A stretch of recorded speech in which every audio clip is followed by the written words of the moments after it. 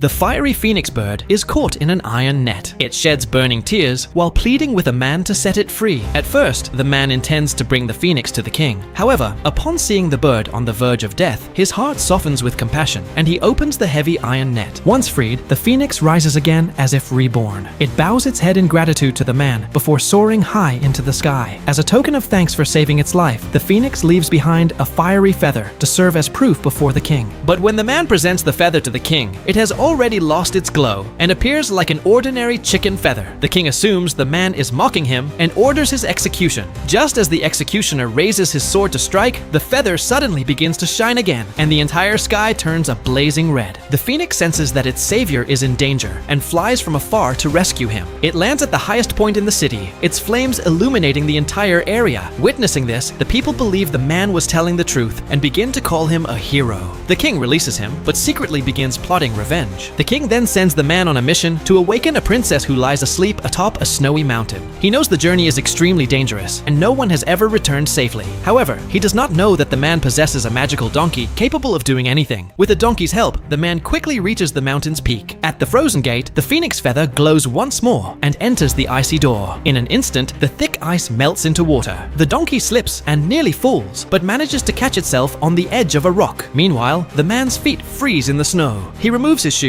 and carefully walks into the cave. Inside, he finds the princess fast asleep. Using the phoenix feather, he awakens her. But upon learning that the old king wishes to marry her, she refuses. She declares that she will only marry a true warrior or a prince. To test the man's bravery, the princess suddenly jumps off a cliff without hesitation. The man immediately leaps after her. At that very moment, the magical donkey arrives and saves them both. Soon after, the man brings the princess back. However, the princess still refuses to marry the king. She says the marriage will only happen if the man can bring her the heart of the ocean ring. When the king learns that the ring is guarded by a whale, he summons the man once again. The next day, the man sets out on his journey riding his donkey. He has no idea where to find the ring. Suddenly, a seagull crashes into him, causing him to fall into the sea. As he sinks into the depths of the ocean, he sees a massive iron chain binding something. It turns out the chain is restraining a whale that guards the ring. The whale appears to be suffering and speaks to the man. It has swallowed too many ships and was chained because of it, but it does not know how to free itself. Suddenly, the man sneezes and gets an idea. He decides to make the whale sneeze by entering its nostril. The magical donkey then helps by tickling the whale's nose with its wings. The whale reacts and lifts its head above the water.